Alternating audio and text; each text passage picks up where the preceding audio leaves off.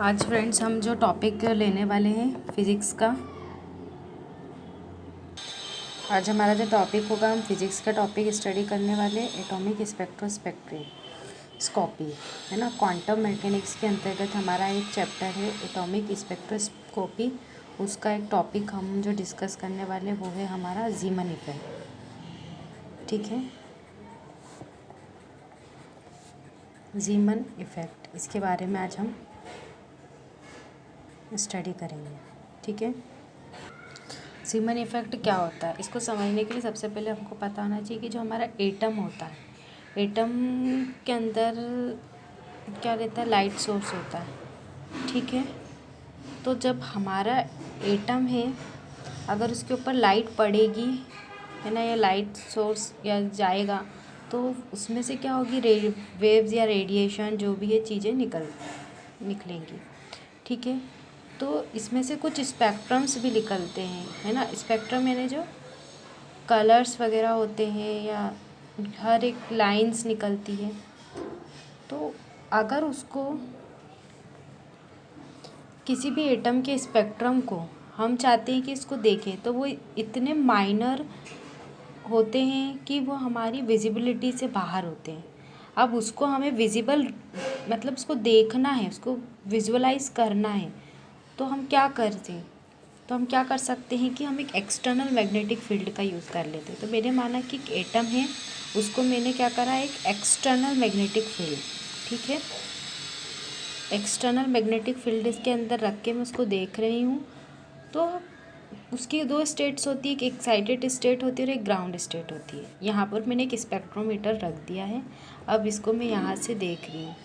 तो visible region में रखने के लिए इसको मैंने क्या करा, एक्स्ट्रा एंड लार्ज कर दिया। इसलिए मैं एक्स्ट्रा मैग्नेटिक फील्ड का यूज़ करके किसी भी एटम के स्पेक्ट्रम को अगर हम देखते हैं या देखने की कोशिश करते हैं, ठीक है, तो क्या होगा कि जो स्पेक्ट्रम है वो या तो जैसे ये मैंने कोई भी एक एटम लिया, इसके स्पेक्ट्रम को मैं देख रही हूँ, है ना, तो वो स्पेक्ट्रम या तो दो लाइंस में टूटेगा या दो से अधिक लाइंस में टूट जाएगा, है ना, यानी कि इसमें से नंबर्स ऑफ लाइंस निकलेगी।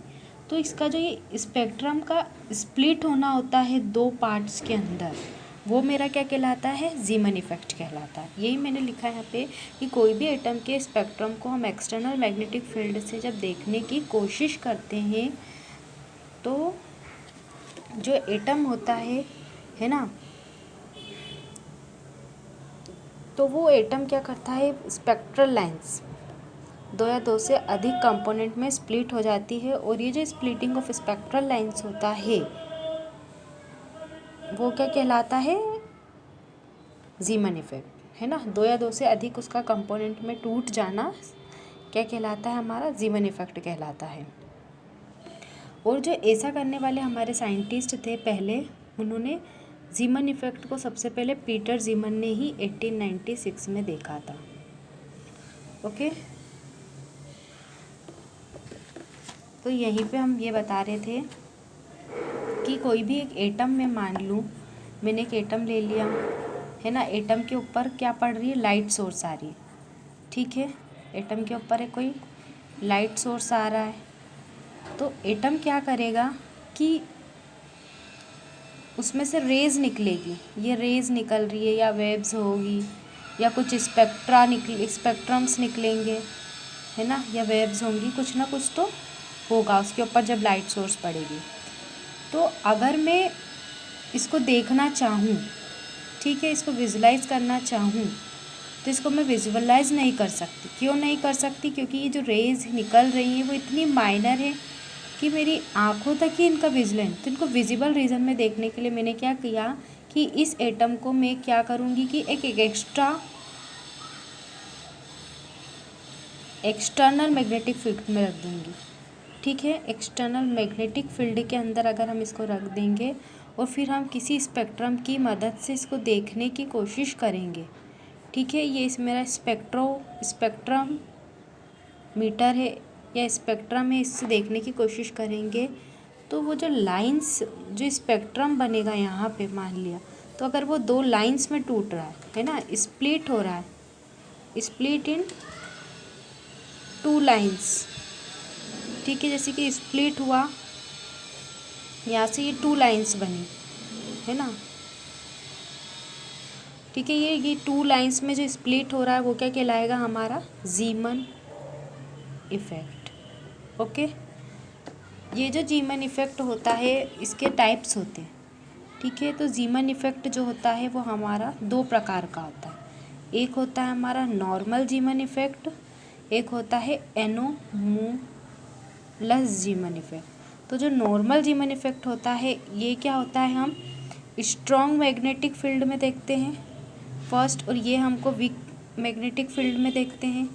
जब हम इसको स्ट्रॉन्ग मैग्नेटिक फील्ड में देखते हैं तो जो लाइंस होती है वो हमारी टू पार्ट्स में डिवाइड होती है, और एनोमलस के अंदर क्या होता है वो दो या दो से अधिक, है ना, मोर देन टू, ठीक है, मोर देन टू उस लाइंस में स्प्लिट होती है। कि जीमन इफेक्ट को समझने के लिए मैं क्या करती हूँ, इसका एक्सपेरिमेंट करती हूँ, ठीक है ना, इसका एक्सपेरिमेंट करती हूँ।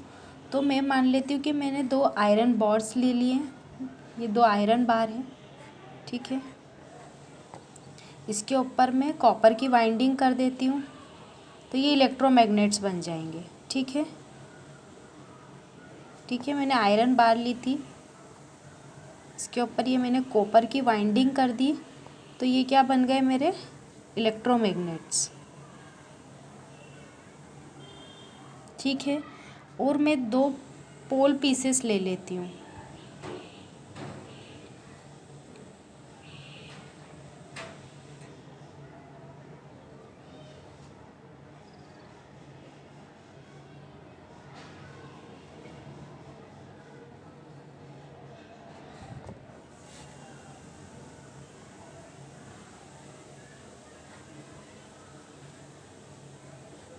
ठीक है। ये मैंने लिया है पोल पीसेस, इसके बीच में मैंने क्या कर दी है, ड्रिल कर दी, ये यहाँ पर हमने ड्रिल कर दिए, और ड्रिल करके हमने पैरेलल के अंदर एक स्पेक्ट्रोमीटर रख दिया, ठीक है। ड्रिल करके यहाँ पैरेलल में स्पेक्ट्रोमीटर रख दिया, और इस इलेक्ट्रोमैग्नेट को मैंने बैटरी से कनेक्ट कर दिया,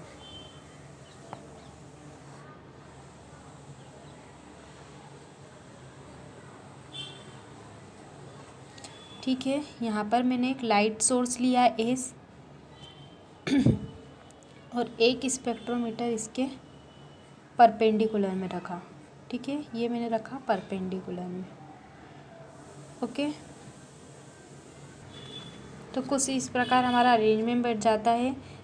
जब एस लाइट सोर्स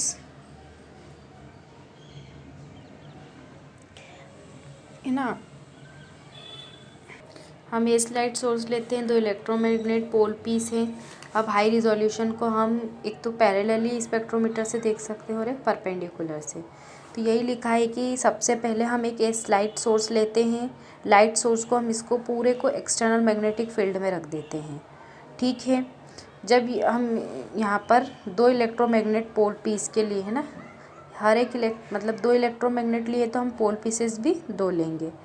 अब क्या करते हैं, हम आयरन बार को इलेक्ट्रोमैग्नेट बनाने के लिए एक आयरन बार के ऊपर हम क्या करते हैं, कॉपर की वाइंडिंग कर देते हैं, और उसको क्या करते हैं, हम ये बैटरी से कनेक्ट कर देते हैं।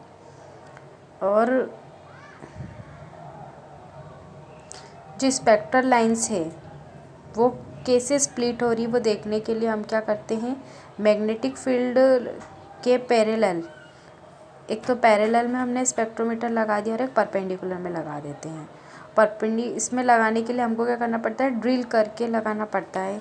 तब क्या होता है कि हमको जो ऑब्जर्वेशन मिलता है वो हमारा जीमन इफेक्ट कहलाता है, ठीक है।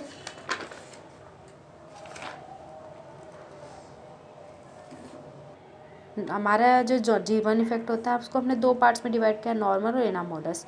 नॉर्मल के अंदर जब हम हाइड्रोजन का स्पेक्ट्रम देखते हैं तो उसमें हमको डिफरेंट लाइन मिलती है, Lyman, बालमन, part chain, bracket, full. In line को जब हम एक्सटर्नल मैग्नेटिक फील्ड में देखते हैं तो विजिबल रीजन में कौन सी लाइन होती है, बालमन। तो उसमें क्या होता है कि जो इलेक्ट्रॉन रहता है वो N3 से जंप करके N2 में जंप कर जाता है ना, N3 रीजन से जंप करके N2 में चले जाता है। तो किसी भी एक्सटर्नल मैग्नेटिक फील्ड का N बराबर 2 पार्ट्स के अंदर स्प्लिट होना क्या कहलाता है, नॉर्मल जीमन इफेक्ट। ये यहाँ पर हमने बताया है। ठीक है, तो ये जैसे हाइड्रोजन स्पेक्ट्रम है ना, हाइड्रोजन में सिंगल स्पेक्ट्रल लाइन है, ये 2 पार्ट्स के अंदर डिवाइड हो रही है। एक को हमने सिग्मा माना, एक को हमने पाई माना। सिग्मा क्या है, हमारा इलेक्ट्रिक वेक्टर, ठीक है, इलेक्ट्रिक वेक्टर है जो कि क्या है, पैरेलल है। और ये वाला, ये हमारा पाई है जो कि इलेक्ट्रिक वेक्टर है, पैरेलल है किसके, बी के। और ये हमारा इलेक्ट्रिक पैरेलल है जो कि वेक्टर है, जो कि हमारा 1/b के परपेंडिकुलर है। ठीक है, यहाँ पे सिग्मा और पाई कंपोनेंट हमारे इक्विडिस्टेंट हैं। ठीक है, मतलब बराबरी दूरी पे रखे गए हैं। एनोमलस जीमन इफेक्ट, ये हमने बताया था कि ये हमको वीक मैग्नेटिक फील्ड में दिखता है।